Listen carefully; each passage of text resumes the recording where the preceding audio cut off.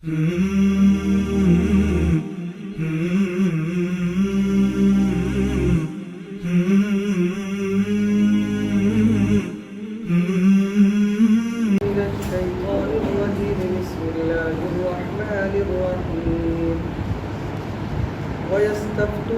في النساء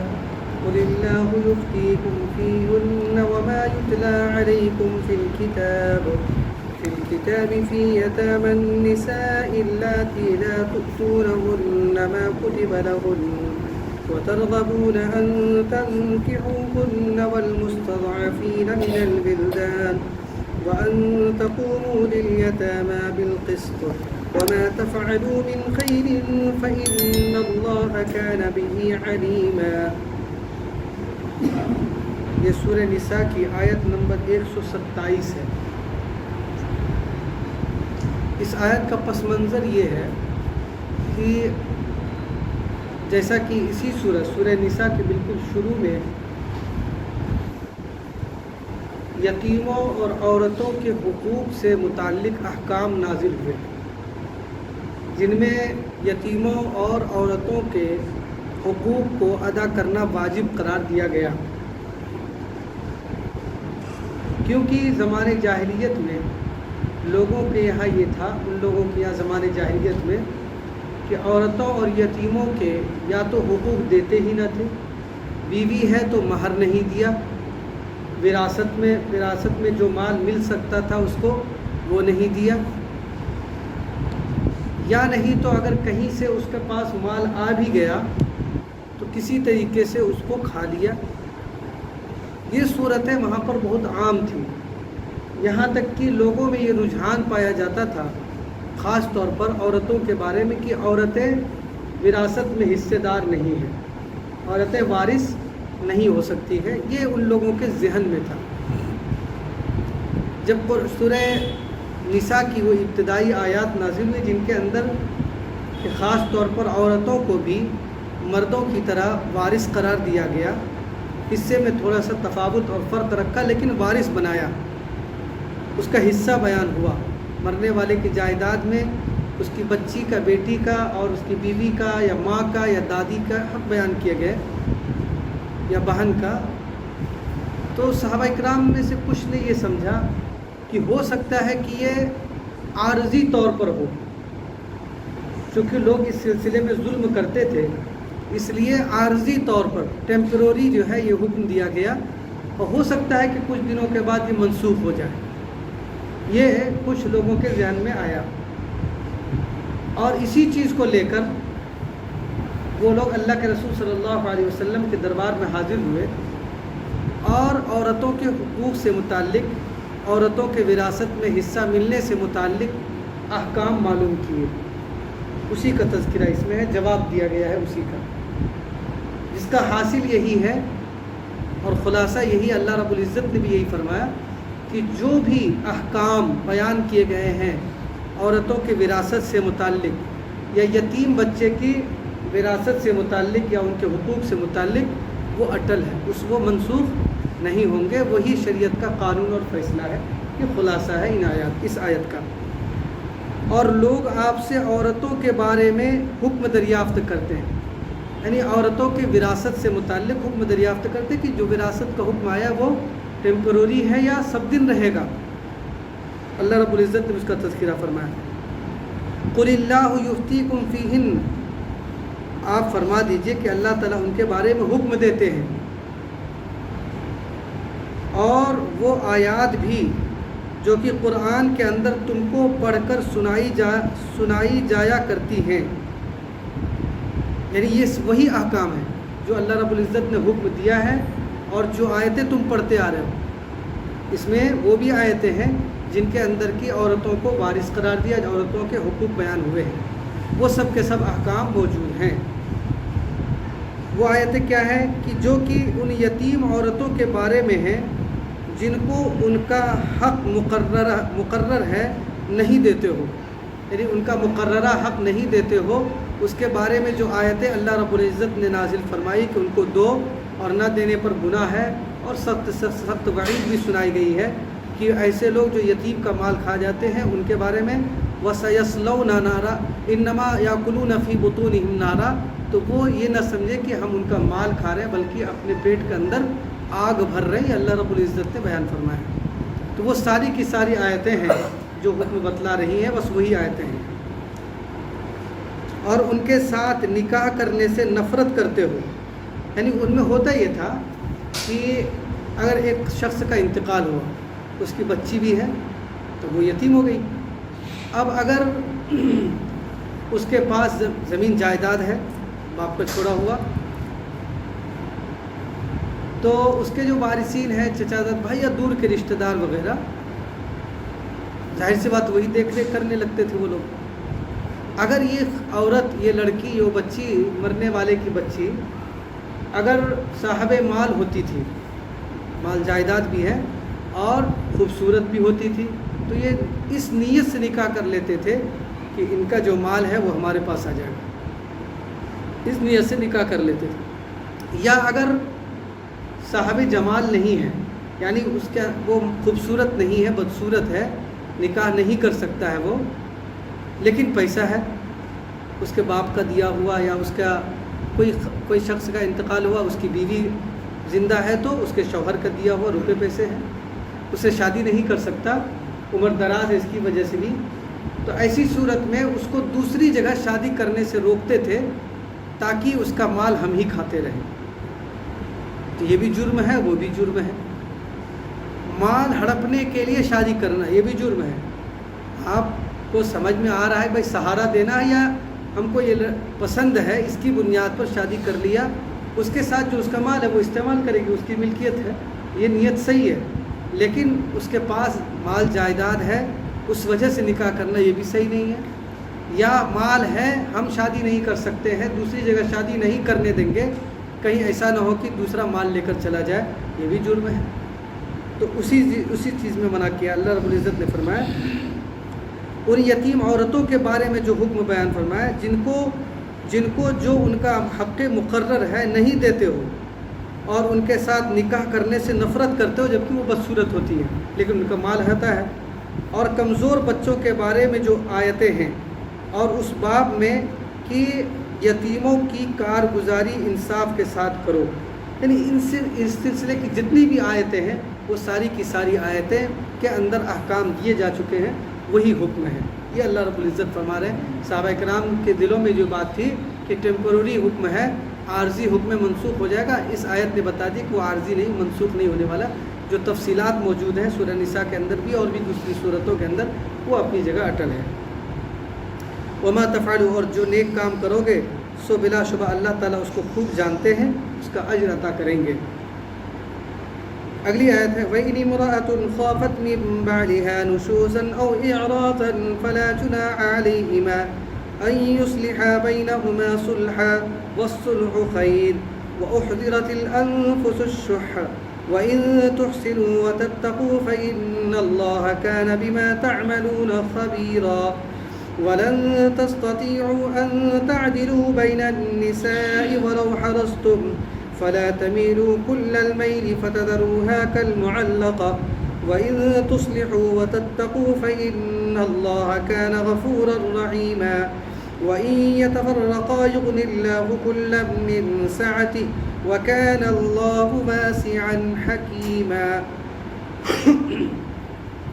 ये जो यतीमों के बारे में या औरतों के बारे में जो अहकाम बयान किए गए सिर्फ उन्हीं लोगों के लिए नहीं है, हमारे समाज में भी इस सिलसिले में बहुत सारी कोताहियाँ पाई जाती हैं। ख़ास तौर पर अगर एक शख्स का इंतकाल हुआ, उसके बेटे और बेटियाँ भी हैं, तो आम तौर पर भाई अपने बहन को विरासत में हिस्सा नहीं देते, ये भी जुर्म है।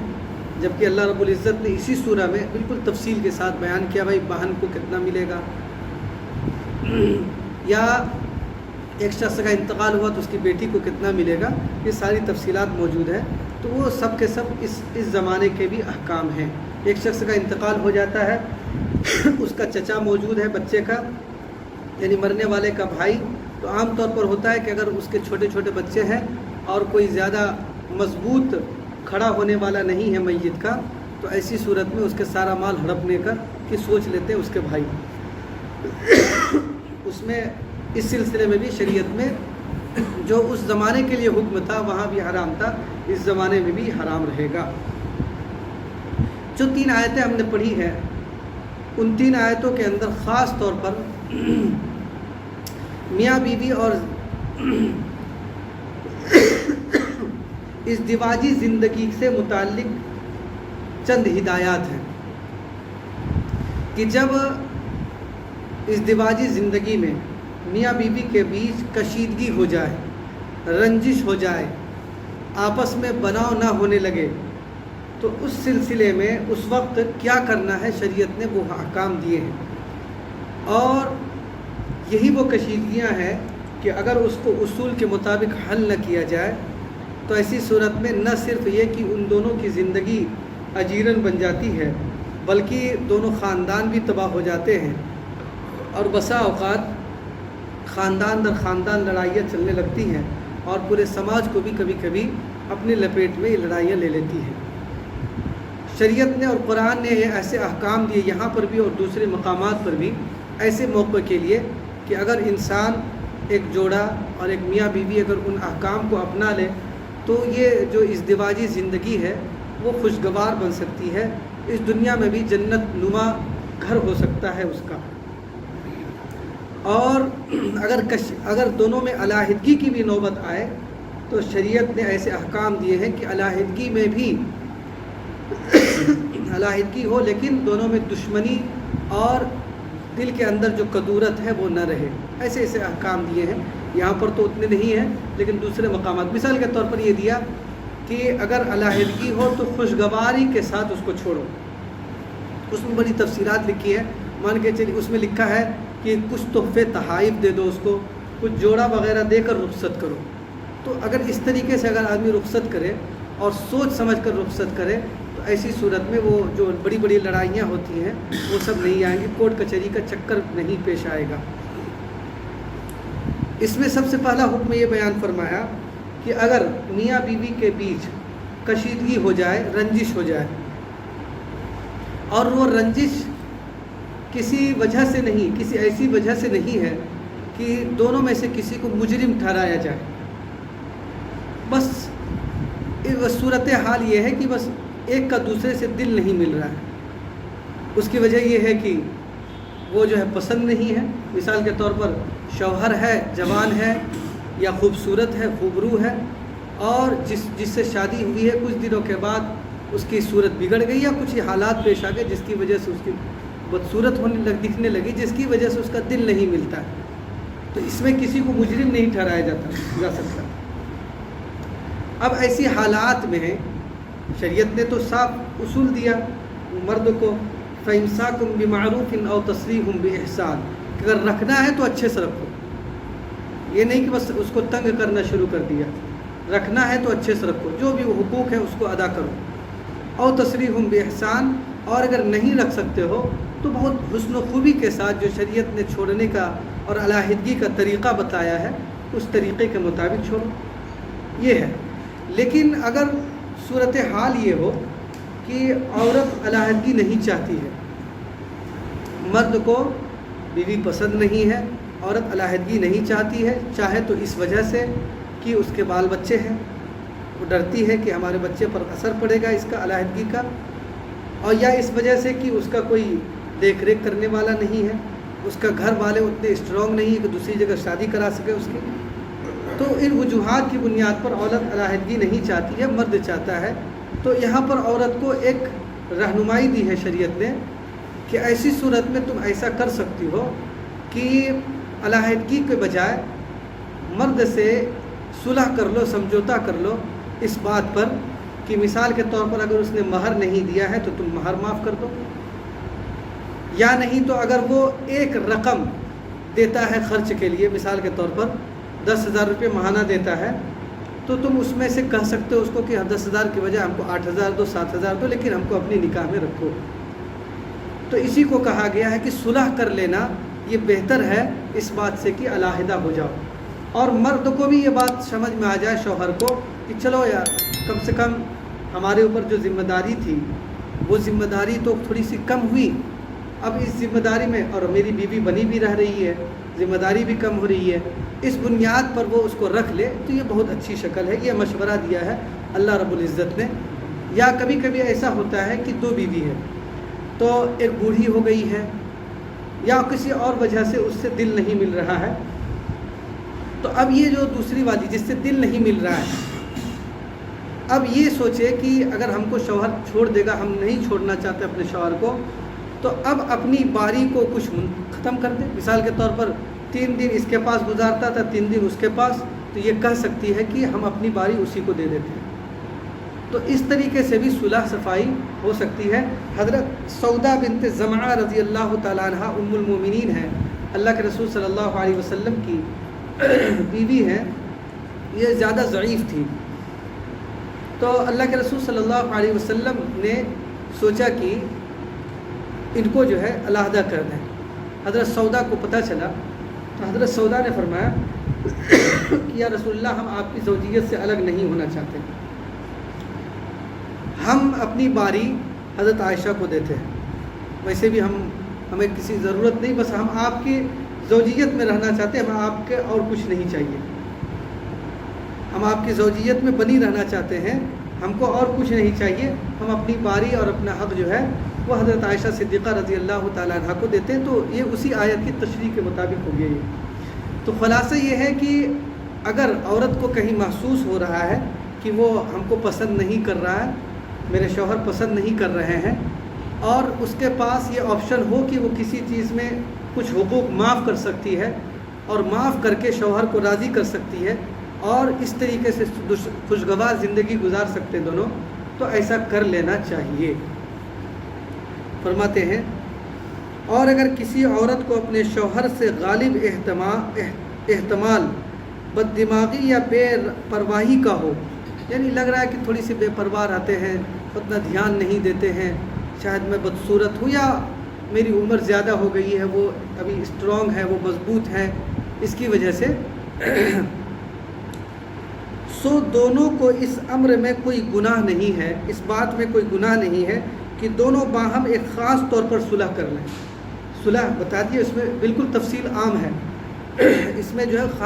کوئی خاص طریقہ نہیں، وہی جو ہم نے 1-2 بتایا وہ بھی اس کے علاوہ بھی ہو سکتا ہے۔ مثال کے طور پر بیوی ہے، اس کا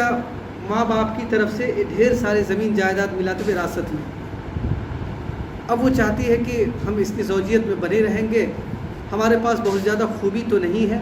اب ایک چیز ہے کہ ہم ان کو کچھ روپے پیسے دے دیتے ہیں، ہمارے پاس اتنی جائیداد ہے تو ہم 1-8 کٹھا ان کو بھی لکھ دیتے ہیں۔ تو یہ بھی اگر کرنا چاہیں،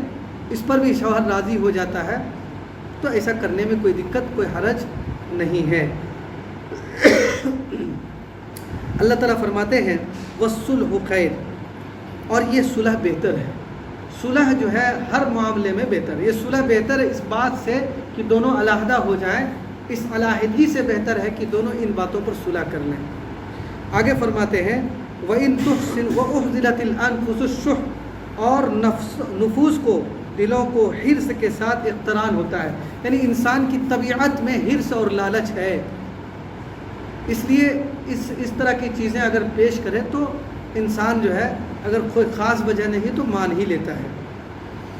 وَإِن تُحْسِنُوا وَتَتَّقُوا، لیکن شوہر کو بھی نصیحت کی ہے کہ ناگوار ہے، تمہاری بیوی ناگوار لگ رہی ہے، پھر بھی تم بغیر کسی معاوضے کے، بغیر کسی بدلے کے تم اس کے ساتھ اچھا برتاؤ کرو۔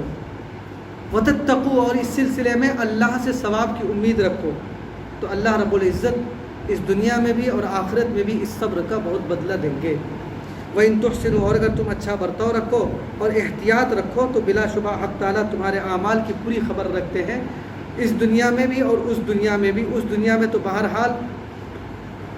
تمہیں جو ہے اس کا اجر ملے گا۔ دوسری آیت کے اندر اللہ رب العزت نے ایک اور شکل بیان فرمائی ہے کہ اگر کسی شخص کو 1 سے زائد بیوی ہے، اس کی زوجیت میں 1 سے زائد بیوی ہے، تو سورہ نساء کے شروع میں آیا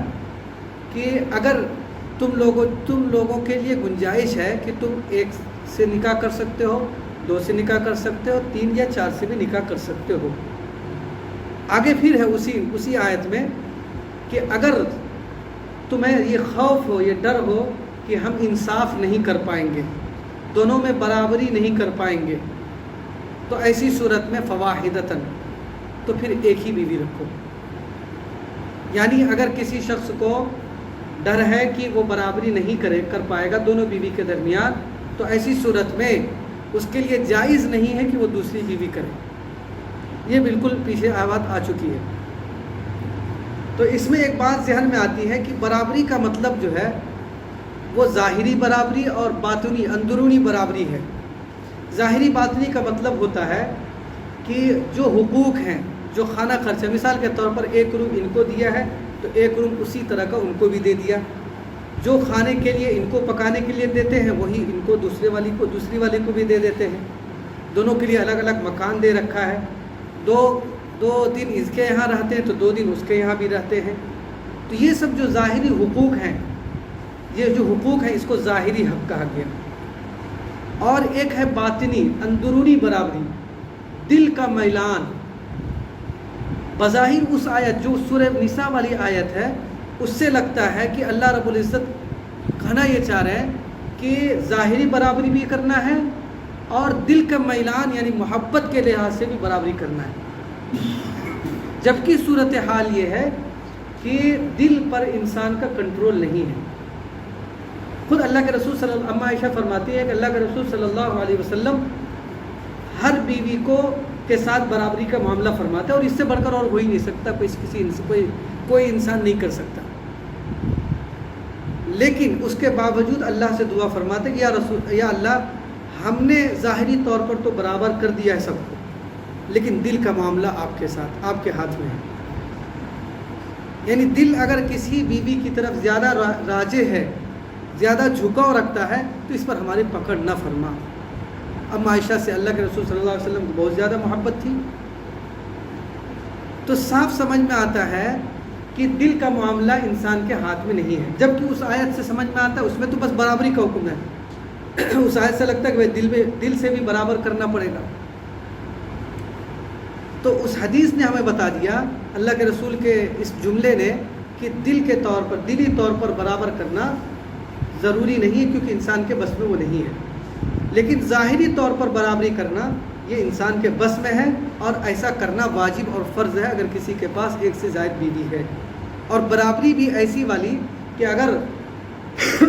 2 تربوز لائے ہیں تو یہ نہیں کہ ایک ان کو دے دیا ایک ان کو دے دیا، برابر ہو گیا، 1 کلو کا تھا 2 کلو کا تھا، نہیں، بلکہ کیونکہ ہو سکتا ہے کہ جو اس کو دیا ہے وہ پھیکا اور جو دوسری والی کو دیا وہ میٹھا ہو،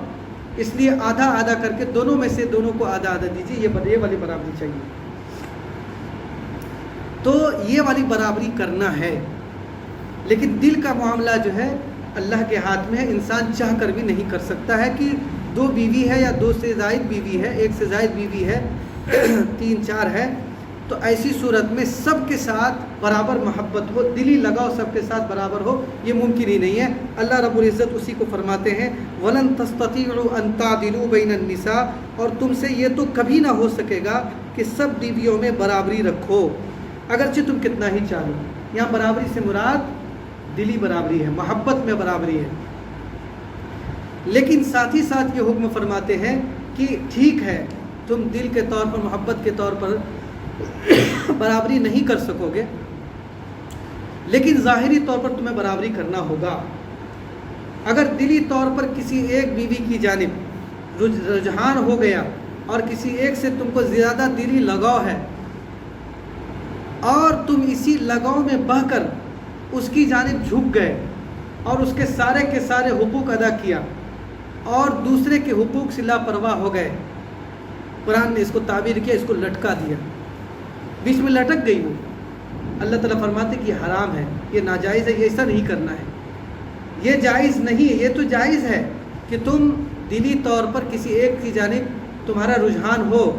لیکن ظاہری طور پر سب کے ساتھ برابری کرو، یہ گنجائش ہے، لیکن یہ گنجائش نہیں ہے کہ تم کسی ایک کی محبت میں بہہ کر دوسرے کے حقوق سے لاپرواہ ہو جاؤ اور اسے لٹکا دو، یہ گنجائش نہیں ہے۔ یہی اس آیت کے اندر فرمایا گیا ہے، دلی طور پر گنجائش ہے لیکن ظاہری طور پر تمہیں برابری کرنا پڑے گا۔ اور تم سے یہ تو کبھی نہ ہو سکے گا کہ سب بیویوں میں برابری رکھو اگرچہ تم جتنا ہی چالو۔ یہاں پر برابری سے مراد دلی طور پر برابری ہے، دلی قلبی رجحان اس کو کہا جاتا ہے، اور محبت جس کو کہا جاتا ہے۔ تو تم بالکل ایک ہی طرف نہ ڈھل جاؤ، یعنی اگر دل کا میلان میں برابری نہیں کر سکتے ہو اور نہیں کرو گے تو ظاہری طور پر ایک ہی طرف بھی نہ لڑھک جاؤ تم، کہ اس کی طرف سارا کا سارا لڑھک کر اور ایک دوسرے کو لٹکی ہوئی چھوڑ دیا۔ بالکل ایک ہی طرف نہ ڈھل جاؤ، جس سے کہ اس کو ایسا کر دو جیسے کوئی ہوا میں ادھر میں لٹکی ہوئی ہو۔ یعنی لٹکی ہوئی کا مطلب یہ ہے کہ نہ تم اس کے حقوق ادا کر رہے ہو، جب حقوق تم اس کے ادا نہیں کر رہے ہو تو وہ بیوی والی بھی نہیں ہے، ظاہری طور پر شوہر والی نہیں ہے۔ ظاہری طور پر تو دکھ رہا ہے کہ اس کا شوہر ہے، لیکن حقیقت میں اس کی شوہر تو ہے نہیں مانوی لحاظ سے۔ اور نہ تم اسے آزاد کر رہے ہو کہ وہ کہیں دوسری جگہ ہی اس کو اللہ رب العزت کوئی رشتہ دے دے، کوئی مناسب جوڑا مل جائے، اسی وجہ سے اس کو لٹکی ہوئی کہا گیا۔ اور اگر اصلاح کر لو اور احتیاط رکھو، یعنی جب ہو چکا جو ہو چکا، لیکن اب اگر تمہیں یہ احکام آ گئے ہیں تو اب اصلاح کر لو، اور اگر تم اصلاح کر لو اور احتیاط رکھو تو بلا شبہ اللہ تعالیٰ بڑی مغفرت والے اور بڑی رحمت والے ہیں۔ اگلی آیت میں اللہ تعالیٰ فرماتے ہیں، اس کا تعلق پہلی آیت سے ہے کہ اگر دونوں میں کشیدگی ہو جائے، رنجش ہو جائے، اس کا تعلق اس آیت سے نہیں، پہلی آیت سے ہے، اور کسی طریقے سے نبھاؤ کی کوئی شکل ہی نہیں بن رہی ہے، تو وہاں پر حسن و خوبی کے ساتھ الگ ہو جانا ہے۔ اس کے طریقے پیچھے آ بھی چکے ہیں، یہاں پر اس کو بیان بھی نہیں کیا گیا۔ اگر حسن و خوبی کے ساتھ الگ ہو جاتے ہو تو اللہ رب العزت کی ذات سے امید ہے کہ اس کو کوئی اچھا رشتہ مل جائے اور تم کو کوئی اچھی بیوی مل جائے۔ اور اگر دونوں میاں بیوی جدا ہو جائے تو اللہ تعالیٰ اپنی وسعت سے ہر ایک کو بے احتیاج کر دے گا، یعنی مستغنی کر دے گا۔ بے احتیاج میں بغیر ضرورت کے، جو ایسا شخص جس کی کوئی ضرورت نہ ہو، جس کو کسی سے ضرورت نہ ہو۔ ایک چیز ہمارے یہاں اور صحابہ کرام میں فرق پایا گیا ہے کہ صحابہ کرام کے یہاں جو ہے نکاح بھی آسان تھا، اور نکاح کے بعد اگر دونوں میں نبھاؤ نہیں ہو سکتا تھا تو جدائیگی بھی آسان تھی۔ اور اس میں بڑی خوبیاں ہیں۔ نکاح کے آسان کے فضائل آپ حضرات سنتے رہتے ہیں کہ اس سے سماج میں بے راہ روی نہیں پھیلتی ہے، یہ جو جہیز والا کا معاملہ ہے اس سے بھی آدمی کو چھٹکارا پا جاتا ہے، بہت ساری اس کے فوائد ہیں۔ لیکن اگر دونوں میں کشیدگی ہو اور صورتحال یہاں تک پہنچ جائے کہ دونوں ایک ساتھ نبھاؤ نہیں رکھتے ہیں، نبھا نہیں ہو سکتا ہے، تو ایسی صورت میں اس کو کھینچنا نہیں چاہیے زبردستی کھینچنے سے پھر تناؤ بڑھتا ہے، اور پھر کبھی کبھی یا تو شوہر اپنی جان لے لیتا ہے یا بیوی کوئی غلط قدم اٹھا لیتی ہے۔ کبھی کبھی زیادہ تر جو ہے اس زمانے میں ہوتا ہے کہ کورٹ کا چکر لگ جاتا ہے، گھر میں جا کر بیٹھ جاتی ہے، کسی وکیل کو پکڑتی ہے اور گھر میں بیٹھ کر نفقہ کھینچتی رہتی ہے۔ نہ اس کی بھی زندگی، کھانا ہی مل رہا ہے نا، کھانا خرچہ، لیکن پھر بھی تم تو شوہر والی نہیں ہے نا۔ تو اس لیے حضرت عبداللہ بن مسعود یا اور بھی دیگر صحابہ اکرام کے بارے میں ہے کہ وہ جب اپنی بچی کی شادی کرتے تھے تو اپنے داماد سے کہتے تھے کہ لے جاؤ، اچھے سے رکھنا حسن خوبی کے ساتھ، لیکن اگر تم کو لگے کہ جس کو ہم نے شادی کر کے لایا ہے اس سے محبت نہیں رہی ہم کو، تو اس کو پریشان نہ کرنا، حسن و خوبی کے ساتھ میرے گھر میں پہنچانا۔ تو یہ ایک چیز ہے ہمارے یہاں۔ طلاق کی شرح اپنی جگہ ہے، طلاق جو ہے یہ زندگی کی انتہا نہیں ہے، طلاق جو ہے ایک راستہ ہے، طلاق جو ہے ایک بند راستے کو کھولنا ہوا، یعنی زندگی میں رنجش کی وجہ سے، اختلاف کی وجہ سے راستہ جو بند ہو گیا تھا زندگی کا، طلاق کے بعد وہ راستہ کھل جاتا ہے۔ اگر اس چیز کو لوگ سمجھ لیں، ہم یہ نہیں کہتے دھڑلے سے طلاق دیجیے، طلاق تو آج تک لوگ دھڑلے سے ہی دے رہے ہیں۔ جس طریقے سے سوچ سمجھ کر شادی کیا ہے اسی طریقے سے سوچ سمجھ کر علیحدگی ہوگی، تبھی جا کر پچھتاوا نہیں ہوگا۔ نکاح کو توڑنا، جس کو مہینوں جو ہے جانچ پڑتال کے بعد اپنی زوجیت میں لایا اور محض ایک جھگڑے میں جھٹکے سے اس کو الگ کر دیا ہے، تو خیر گنجائش ہی نہیں اس کی۔ کہنا یہ ہے کہ اگر آپسی رنجش بڑھ جائے تو ایسی صورت میں زبردستی جو ہے پلو میں باندھنا نہیں چاہیے، زبردستی نہیں کرنا چاہیے، اس سے بڑے بڑے مسائل پیدا ہو رہے ہیں۔ نہ یہ اس بات کی گنجائش ہے کہ زبردستی پلو میں باندھا جائے، اور نہ اس کی گنجائش ہے کہ دھڑلے سے بغیر سوچے سمجھے طلاق کا لفظ استعمال کیا جائے۔ طلاق کا لفظ یا علیحدگی کا جو طریقہ ہے وہ بالکل سوچ سمجھ کر ہے، اسی طریقے سے جس طریقے سے کہ نکاح کیا تھا بہت سوچ سمجھ کر۔ اگر یہ چیز ہمارے سماج میں رواج پا جائے کہ سوچ سمجھ کر ہم اس معاملے میں فیصلہ کریں گے، جیسا کہ ہم نے نکاح کے وقت سوچ سمجھ کر فیصلہ کیا تھا، لوگوں سے پوچھا تھا، والدین کے مشورے سے کیا تھا، اور اڑوس پڑوس سے معلوم کیا تھا گھر کے حالات کیا ہیں، سارے کچھ معلوم کیا تھا، اسی طریقے سے اگر نہیں بن رہا ہے سوچ لو علیحدہ ہونا تو سب سے مشورہ کرو، مسئلے معلوم کرو، عالم علماء سے پوچھو شریعت کا کیا حکم ہے اور کیا طریقہ ہے ان حالات میں، پھر اس طریقے سے کرو گے تو پھر دونوں میں جو ہے دشمنی نہیں ہوگی۔ علیحدگی تو ہو سکتی ہے لیکن دشمنی نہیں ہوگی۔ اللہ رب العزت ہم سب کو اور ہمارے سماج کے اندر جو اس سلسلے میں بگاڑ پیدا ہوا ہے اس چیز کی اصلاح فرمائے۔ سبحان اللہ و بحمدہ، سبحانک اللہم و بحمدک، نشہد ان لا الہ الا انت، نستغفرک و نتوب الیک۔ سبحان ربک رب العزت عما یصفون وسلام علی المرسلین والحمد للہ رب العالمین۔